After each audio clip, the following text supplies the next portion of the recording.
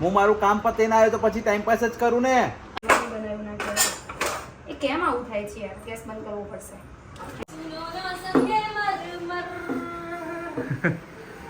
લે ઓલો આઈ છે ને પાણી પી લેવાનું ગાઉ. નિશુ હાસ કે તો હાસ. નિશુને પાણી પીને કેવી હાસ થાય? એટલે બિલકુલ મૂડ નથી. એનું રીઝન એ છે everyone welcome back to my new vlog. કેમ છો બધા? હોપ કે તમે બધા મજામાં હશો. હું પણ મજામાં છું. અને અત્યારે તમે બધા વિચારતા હશો કે મેં કેટલા વાગે વ્લોગ સ્ટાર્ટ કર્યો હશે. તો અત્યારે વાગવામાં થઈ ગયા છે સાંજના 6:30 અને હું વ્લોગ સ્ટાર્ટ કરી રહી છું બિકોઝ ફૂલ ડે આજે મેં છે ને ફ્રીજને એવું બધું ક્લીન કરવું હતું. તો જોઈ લો તમે ફ્રીજ કેવું સરસ મજાનું ક્લીન થઈ ગયું છે. આપણું કિચન વિચન ક્લીન જ છે. અત્યારે આમાં અડદની દાળ મૂકી દીધી છે બિકોઝ અત્યારે બનાવી છે મારે દાલ બાટી. તો આખો દિવસ આમનો આમ નીકળી ગયો. કેમ ટાઈમ જતો રહે છે ને ખબર જ નથી પડતી. બહાર વાતાવરણ એટલું સુપર છે જાણે વરસાદ હાલ આવશે એવું લાગી રહ્યું છે. નિકેશ આવી ગયા છે ઘરે. ઓય હાય, શું કરો છો? હું રીલ્સ ટાઈમ પાસ. હું મારું કામ પતાઈને આવ્યો તો બકા પછી તો જોરથી બોલો તો સંભળાય. હું મારું કામ પતાઈને આવ્યો તો પછી ટાઈમ પાસ જ કરું ને. હા ખખડાવો છો તમે મને. તું કે જોરથી બોલતો. તો વાતાવરણ બહુ જ સરસ થઈ ગયું મને છે. લાગતું નહીં વાતાવરણ સરસ, કારણ કે મને તો હજી ગરમ ગરમ પવન જ આવે છે. ગરમ પવન આવે છે એવું નહીં, પવન મસ્ત થઈ ગયો છે. વાદળું આવી ગયું છે એમ. વાદળું આવી ગયું છે તો વાદળું તો આમાં હવા આવશે જતું રહેશે. હા શટ અપ. તો બસ કંઈ નહીં, અત્યારે મારે બનાવી છે દાલ બાટી. અને મમ્મી આવતીકાલે સવારે મતલબ સન્ડે સવારે 5 યા 6 વાગે જવાના છે. તો કાલથી તો તમને મમ્મી વ્લોગમાં જોવા મળશે. તો આપણે દાલ બાટી બનાવીએ અને જોઈએ છે હવે અત્યારે મતલબ સાંજ પછીનો ટાઈમ કેવો જાય છે અને તમારી સાથે શેર કરીશું. તો વ્લોગ એન્ડ સુધી જોતા રહેજો. કંઈક મજાક મસ્તી કાં એન્જોય જ થવાનો છે. સો સ્ટે ટ્યુન. દાલ બાટી માટે તૈયારી સ્ટાર્ટ થઈ ગઈ છે. દાળની તૈયારી તમે જોઈ શકો છો. બાટી માટે લોટ બંધાઈ ગયો છે. હાથમાં લીમડો છે તો એડજસ્ટ કરવું પડશે તમારે, કેમ કે વ્લોગ લેવાવાળું કોઈ નથી હાલ. સો અત્યારે ખુશી બનાવી રહી છે બાટી. દાળ અહીંયા બની રહી છે અને લગાવી દીધું છે કુકર.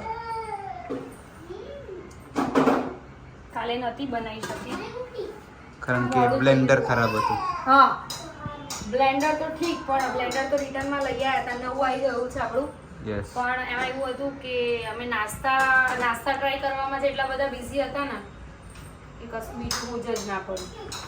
અને લસણની ચટણી નાખવી છે તો જો વોટ હેપન?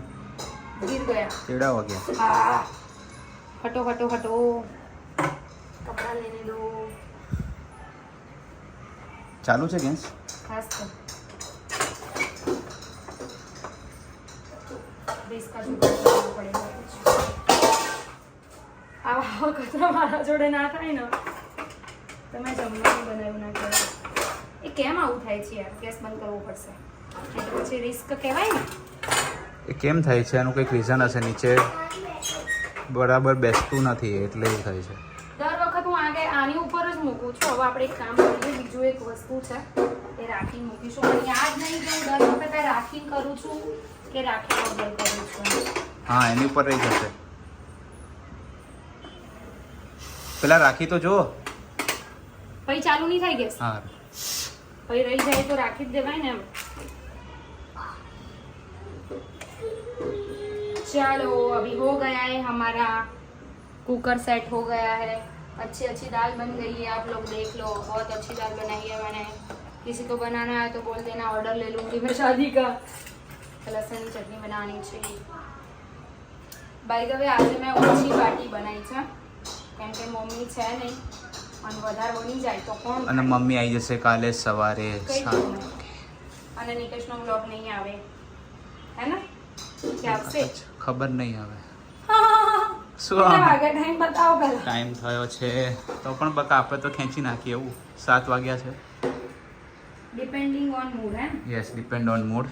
અને કદાચ અમે લોકો ક્યાંક જવાના છે બોક્સ ક્રિકેટ રમવા. પહેલા નક્કી નહોતું. પહેલા બપોરે હા નાનો હામાં ના કરતા નાનો જવાબ આવ્યો હતો. હમણાં થોડીક જ વાર પહેલા કોલ આવ્યો છે કે ફાઇનલ થશે તો મને તો ખબર પણ નથી. તો તમે ક્યાં ભર્યો હતા? હજી ફાઇનલ નથી એવું છે? એટલે કન્ફર્મ હશે ને તો ફોન કરશે એવું કીધું છે. અચ્છા ઓકે. ઓકે તો હવે તમે દાળ ટેસ્ટ કરી લો થોડીક વાર રહી. સુધી નિશુનું નવું બોલ બેટ બતાવી દો. યસ, નિશુને છે ને આજે નવી બોલ બેટ માટે જીત કરી ભાઈએ. છેવટે લેવડાઈને છૂટકો કર્યો ભાઈએ. શું બેટા બધાને તારું બોલ બેટ બતાવી દે નિશુ.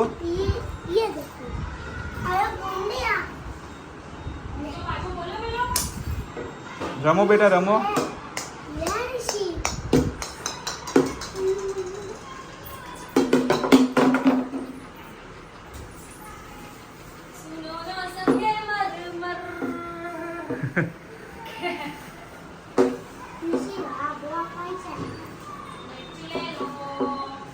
વિશ્વા બેઠી છે.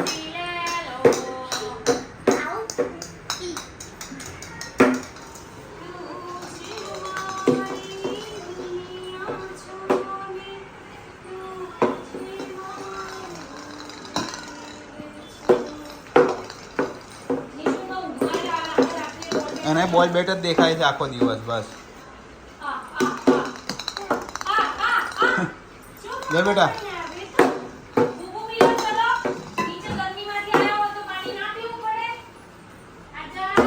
જા બેટા પમા પાણી પી લેજે જા. પછી રમ પછી રમ. હા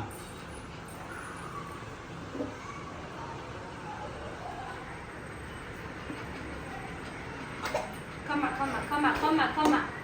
ધીમે ધીમે પીવાય બાઉ, ધીમે ધીમે. લે ઓલો ઓલો આઈ છે ને પાણી પી જ લેવાનું બાઉ. ગરમી હોય ને અત્યારે. બસ હાશ. નિશુ હાસ કે તો હાસ. નિશુને પાણી પીને કેવી હાસ થાય હે નિશુ. સો દાળ બાટી થઈ ગઈ છે કમ્પ્લીટ. ફટાફટ જમી લઈએ. વાગવામાં થઈ ગયા છે 9:30 અને જમીને તો હું ફ્રી થઈ નથી બિકોઝ કપડાને બધું વાળવાનું હતું તો બધું વાળી લીધું, ઠેકાણે મૂકી દીધું છે. અને માથું આજે મને એટલું બધું દુખે છે ને કે જેની કોઈ વાત નથી ને આજે મારો બિલકુલ એટલે બિલકુલ મૂડ નથી. એનું રીઝન એ છે કે સવારથી તો હું કામ કરતી એટલે મેં બહુ ધ્યાન નહોતું આપ્યું, બટ હમણાં જ્યારે મેં જોયું તો મારા વ્યૂઝ એટલા બધા ડાઉન કે વાત જ ના પૂછો. અને એના પછી પણ રસોઈની જે ચેનલમાં મેં હમણાં વિડીયો મૂક્યો એમાં પણ જરાય વ્યૂઝ નહીં, લાઇક્સ નહીં. તો મને એવું થયું કે યાર ખરેખર પબ્લિક કચરો જોવા માંગે છે કે શું? જે લોકોના ચેનલમાં કશું જ નથી, લાઈક હું એવું નહીં કહેતી કે હા એ લોકો બી મહેનત કરે છે, એડિટિંગ કરવું એ પણ કાંઈ ઇઝી વસ્તુ નથી, પણ જે લોકોના બ્લોગ્સમાં કાં કંઈ સ્ક્રિપ્ટ ના હોય, કશું જ ના હોય, એ લોકોને એટલી બધી લાઇક્સ, એટલા બધા વ્યૂઝ, ખબર જ નહીં પડતી કે શું કરવું. મને ક્યારેક એવો વિચાર આવવા માંડે કે નથી કરવું, સ્ટોપ કરી દઉં હું અહીંયાથી. આજે હું તમને લોકોને ક્લિયર કહું કે અત્યારે 132 કંઈ સબસ્ક્રાઈબર છે, પણ મને એવો વિચાર આવી ગયો કે મારે હવે બંધ કરી દેવું જોઈએ. બ્લોગિંગ બી બંધ કરી દેવું જોઈએ, રસોઈની ચેનલ પણ બંધ કરી દેવી જોઈએ, બિકોઝ બહુ ટફ છે યાર. આટલી બધી મહેનત કર્યા પછી પણ જો ઓડિયન્સ કનેક્ટ ના થતી હોય, અને હું આટલા સારા કન્ટેન્ટ બનાવું છું, ફેમિલી બતાવું છું, નેગેટિવિટી નહીં બતાવતી, છતાં પણ આવું બધું થાય તો થોડો મૂડ ડાઉન થાય. સો આજે મારો મૂડ બહુ જ ડાઉન છે તો હું વધારે કાંઈ વાત કરવા નહીં માંગતી. સો બસ આજનો બ્લોગ સારો લાગ્યો હોય તો લાઈક, કમેન્ટ અને શેર કરી દેજો. ચેનલમાં નવા હોય તો જલ્દી સબસ્ક્રાઈબ કરી દેજો. મળીએ કોઈ નવા બ્લોગ સાથે. ત્યાં સુધી હરે કૃષ્ણ.